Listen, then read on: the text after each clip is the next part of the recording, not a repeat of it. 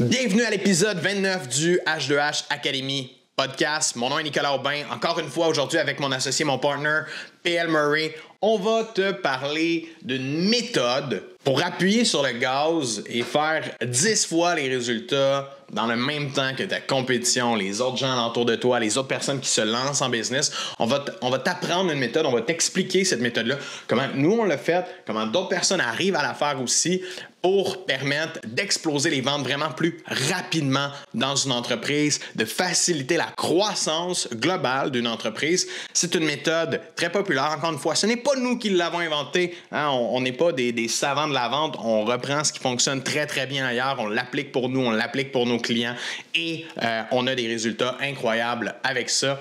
Je te laisse là-dessus. Donne-nous tes commentaires, donne-nous ton feedback suite à ce podcast-là.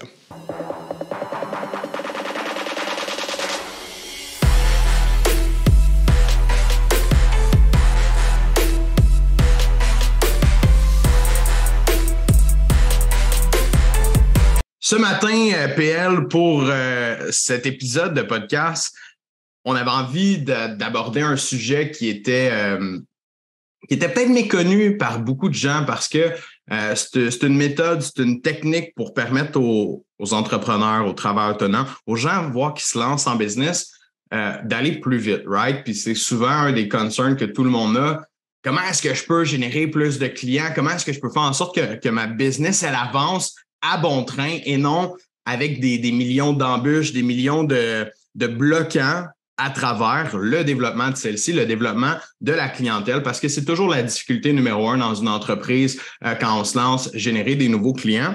Puis ce matin, cette technique-là, on l'apprend à nos étudiants, on va le dire haut et fort comme ça, on l'apprend à nos étudiants, puis on avait envie de la partager ici, partager du moins les grandes lignes du concept pour que ça puisse aider d'autres entrepreneurs, d'autres travailleurs autonomes.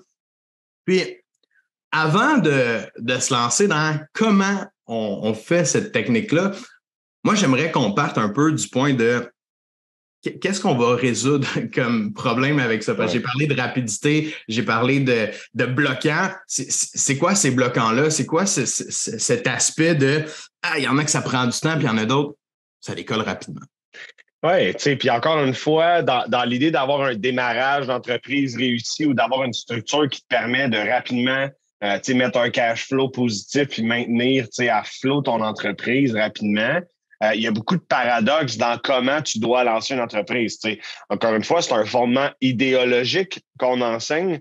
Alors, nous, on regarde comment la majorité des gens lancent leur entreprise. Puis ce qu'on remarque, c'est que le commun des mortels qui se lance en affaires a tendance à se pitcher vers toutes sortes de clients puis pour toutes sortes de services. Et donc, même si, par exemple, là, on va prendre, par exemple, une entreprise simple là, pour illustrer, un laveur de vitre va se mettre finalement à faire du lavage de pression d'automobile parce qu'il y a un contrat qui rentre. C'est pas du tout dans son créneau, mais vu qu'il y a un contrat qui rentre, il va y aller là. Il va débourser des frais pour acheter la machine parce qu'il veut répondre à ce contrat-là, parce qu'il veut pas se fermer de porte. Puis comme il est stressé ou il subit ou il vit un peu d'anxiété, il veut pas manquer aucune opportunité pour être capable d'avoir du pain et du beurre sur sa table la semaine prochaine. Le problème avec cet angle-là, c'est qu'il développe des aptitudes de petit niveau. Il ne développe pas d'expertise dans chacun de ses offres de services. Puis pour chacun des clients qu'il rencontre, il n'y a jamais la certification d'être un expert parce qu'il ne se développe pas rapidement dans un créneau. Ouais. C'est vraiment un gros paradoxe que les entrepreneurs se disent, si je dis non à lui, là, j'aurais peut-être pas d'autres clients. Ouais, puis ce pattern-là, encore une fois, je pense pas que c'est quelque chose de, c'est pas quelque chose qu'on peut voir venir à 100 000 à l'heure quand nous, on a une business puis qu'on commence dans le monde de l'entrepreneuriat puis qu'on connaît peut-être pas la vente, la rentabilité, le cash flow, tous les termes que tu as mentionnés tantôt, de bien évaluer ta business, ça va-tu dans le bon bord ou non? Mais les gens, ils vont avec la demande des clients. C'est un peu ça. Ils se disent « mon client me demande de laver son char en même temps pendant que je suis là. Hey, je vais le faire. Puis c'est une maudite bonne idée. Je vais offrir ça à tous mes prochains clients. » Puis c'est facile de tomber dans ce piège-là parce que ce que tu vois techniquement, puis on va se le dire, c'est un profit de plus pour ma business, je peux laver un auto. Mais ce qu'on ne voit pas, c'est le coût de renonciation à ça. De dire, hey, si je développe un autre créneau, un autre service dans mon entreprise, ben, nous, on voit l'opportunité de dire hey, je peux répondre à plus de besoins, je peux aider plus de gens. Mais le coût de renonciation, c'est que ben, tu ne deviens pas le meilleur à laver des vitres, dans le cas présent, comme tu l'as mentionné. Ça te coûte plus cher de matériel. Ton processus pour faire ta production, ben, c'est pas le même d'un à l'autre. Puis là, on va aller plus loin là-dedans tantôt, mais ta vente, c'est pas pareil. Tout le reste, est pas pareil. Ah, Ça fait que tu as comme plein de branches qui sont différentes. Tu as plein de business dans ta business, tu sais. ouais, puis le point de tu développes pas d'expertise dans rien, c'est pas t'es pas bon dans rien. T'es juste un peu bon ou un peu compétent dans tout. Puis ça, ce que ça fait, c'est que c'est difficile de démontrer une valeur, de charger plus cher pour un service, d'être reconnu comme étant plus compétent, comme être la ressource qui est compétente pour accomplir le travail. Honnêtement, j'ai déjà vu ça, là, des gens qui avaient des feuilles 8,5 par 11 avec 60 services dessus. Là. C'était écrit en bas, je te fais ton pâté chinois le mercredi soir si tu veux. La réalité, c'est que ça n'a pas de bon sens, ça manque de focus. Puis, là, il y a un enjeu, là, c'est quand même dans la croissance, tu vas devoir engager des employés. Comment tu fais pour trouver des employés qui performent au niveau opérationnel dans tout? Et puis, j'ai un beau comparable pour vous. Là. C'est quand la dernière fois que vous avez engagé un homme à tout faire à 100$ de l'heure? Jamais arrivé. Toujours des gars ou des filles qui chargent comme 20$ en dessous de la table. C'est des bons généralistes. Tu sais, quand tu as un trou dans le mur ou bien quand tu as une patch de gyps à faire, tu appelles un homme à tout faire qui te charge 20$ de l'heure. Tu n'appelleras pas la compagnie qui vient gypser à la maison complète parce que lui, juste le déplacement, il va te coûter 500$.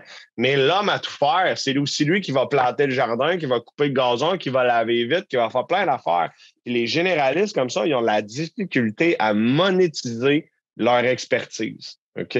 Et donc, là, évidemment, il faut faire attention parce qu'il y en a qui vont réussir de bâtir des entreprises de conciergerie, puis ils vont avoir un brand associé derrière ça, puis ils vont déléguer ces hommes à tout faire, mais dans leurs hommes à tout faire, il va y avoir des champs d'expertise, puis ils vont référer des gens qui ont une expertise plus spécifique, que ce soit en électricité ou en peinture ou whatever.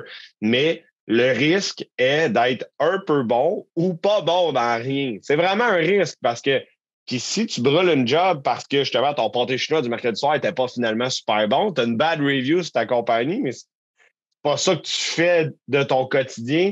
Fait qu'il y a vraiment il y a un risque potentiel d'un manque de rentabilité, d'un manque de reconnaissance de la part de la clientèle. Puis ben, c'est pas scalable. Tu peux pas apporter une méga croissance dans un entreprise qui fait 50 cossins. Là, j'ai 50 parce que ça, c'est le plus extrême que j'ai vu. Mais pour moi, 3, c'est déjà trop, là, en partant. Oui, puis là, on parle au point de vue, tu sais, production dans l'entreprise, à quel point ça peut être compliqué justement au niveau de l'embauche. Mais tu sais, regardons le côté vente de la chose aussi, c'est beaucoup plus complexe. Tu sais, si tu veux vendre deux services complètement, bon, peut-être pas complètement différents, mais qui sont pas les mêmes services, que ce sera pas au même prix, ça répondra pas aux mêmes besoins, aux mêmes douleurs de ton client, mais il va falloir que tu t'adaptes à chaque fois pour vendre ce nouveau service-là. Il va falloir que tu sois en mesure de faire hey, c'est ça le besoin du client pour ça. Je n'étais pas habitué, je vendais toujours l'autre. Puis la réalité, c'est que ce qu'on va vous montrer aujourd'hui à l'instant, c'est une méthode, comme je l'ai mentionné, qui va nous aider à aller plus vite dans le processus. Parce que c'est possible. Puis j'en vois, il y en a des business qui réussissent avec 2, 3, 4 services, puis qu'ils fonctionnent super bien. Mais combien de temps ça leur a pris pour développer cette expertise-là? Combien de temps ça leur a pris pour développer une clientèle dans chacun de ces créneaux-là? Puis, à l'heure actuelle, est-ce qu'ils sont rentables? Je ne sais pas. Parce que ça peut avoir l'air super beau, là, une business. J'offre plein de services. Elle peut être là depuis 10 ans, mais peut-être que le propriétaire de cette business-là se verse 45 000 de salaire par année puis qui est à côté à la gorge.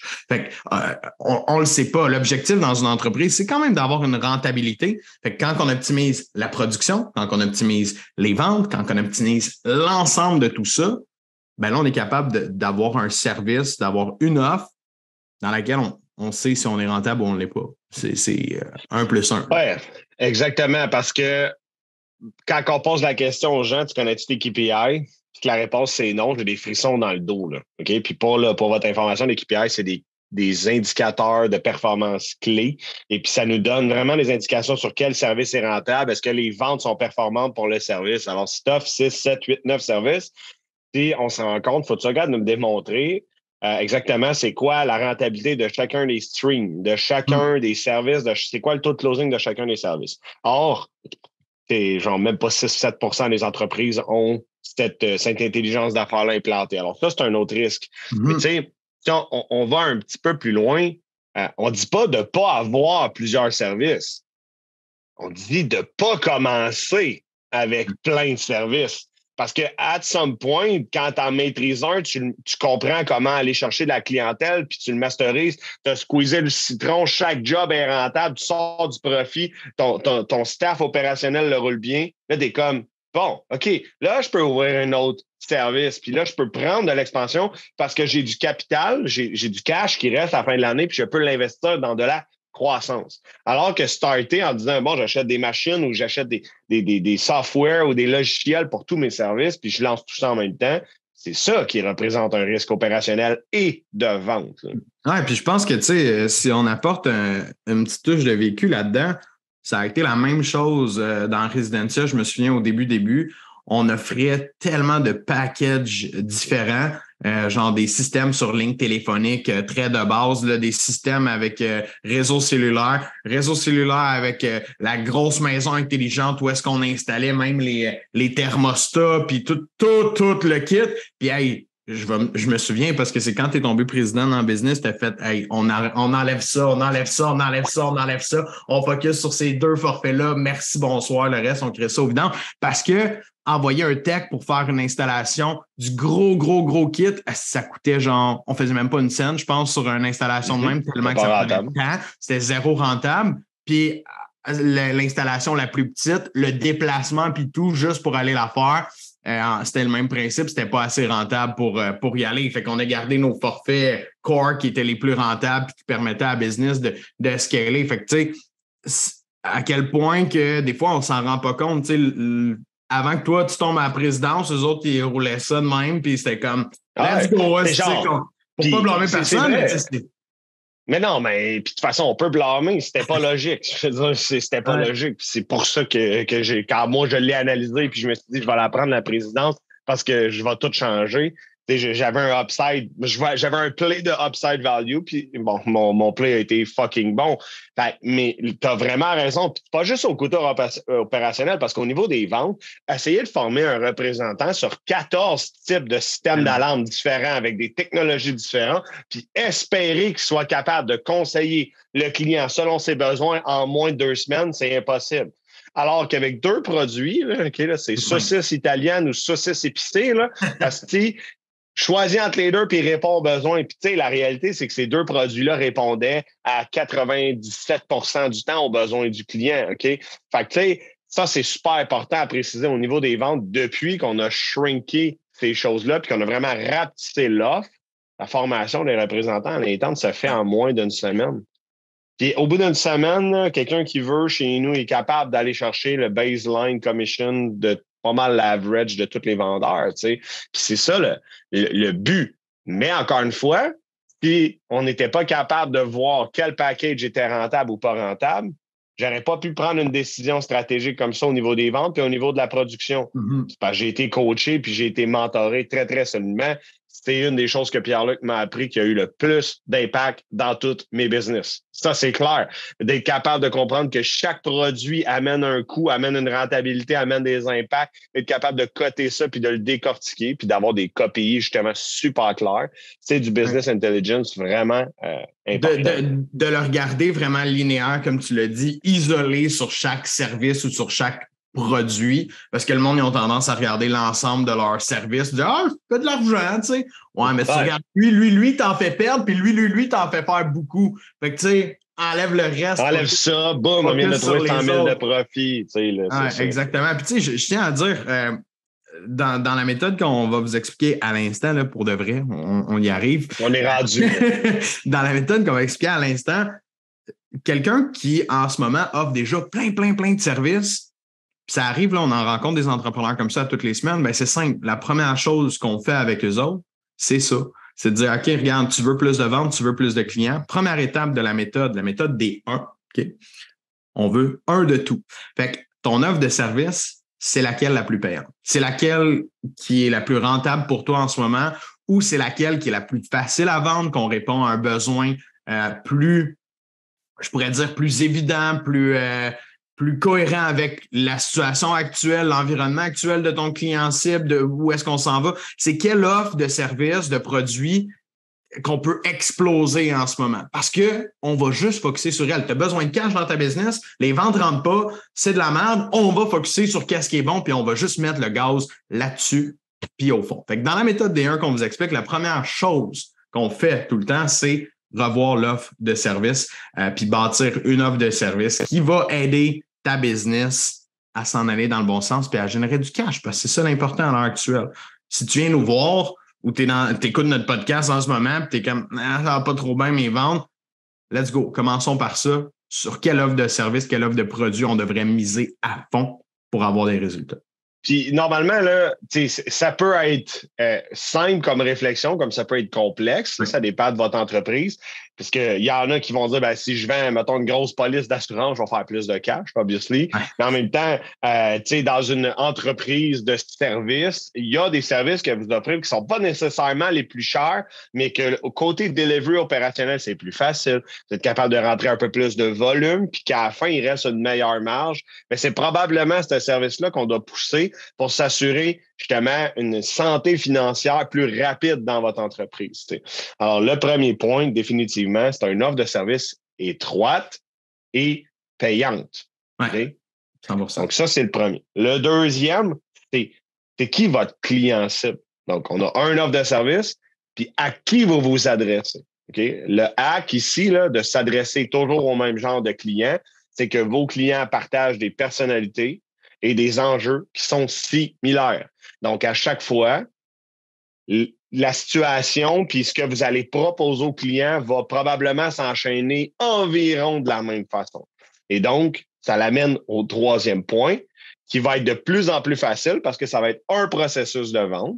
Puis un processus de vente, quand on s'adresse toujours à la même personne ou au même type de personne pour le même type de produit, c'est de plus en plus facile à pitcher. Juste, tu as skippé une étape, le système de prospection avant le processus de vente, juste mentionné. Ouais. Parce que le processus de vente, là, pour certains, là, c'est la même chose, la prospection vente. Là. Fait que moi, je vais décortiquer en 2 morceaux. Pour aller chercher des rendez-vous à ton agenda, pour aller chercher ton client idéal, ben, tu vas mettre en place un système de prospection, peu importe la façon dont tu vas le faire, que ce soit au téléphone, par les médias sociaux, en cognant aux portes, I don't know, mais tu vas mettre une façon d'aller générer des clients. Parce que ça c'est quelque chose qu'on voit assez fréquemment. Hein? Le monde, il dit « Ah ben moi, j'envoie des flyers, puis moi aussi, je cogne aux portes, puis je fais des appels, puis j'envoie des messages aussi, puis j'ai un adjoint qui fait tel... » Focus donc sur une affaire qui est rentable pour toi. Parce que c'est sûr qu'il y a une méthode de prospection là-dedans qui te donne le plus de retour, que ce soit du retour en temps ou en argent. Il y en a un qui te donne plus de retour que toutes les autres. Fait qu'encore une fois, réflexion stratégique s'il n'y a pas en fonction de c'est qui mon client cible, mon client idéal que j'ai décidé de targeter, puis je vais mettre mon bon système de prospection pour y arriver. Parce que c'est la prospection, c'est le plus tough, right? On le voit avec nos étudiants, on le voit avec tout le monde, on l'a vécu. C'est toujours la bête noire de générer des leads pour tout le monde. Fait c'est important que tu maîtrises de quoi. Puis que tu le maîtrises, pas que tu l'as flatté. C'est la même chose que l'offre de service, comme on disait tantôt. Là. Tu sais, ça fait 8 offres de service, tu vas être correct dans tout ça. Ben, si tu prends 6 méthodes pour faire de la prospection de façon constante dans ton agenda, ben, tu vas être average dans 6 méthodes pour faire de la prospection.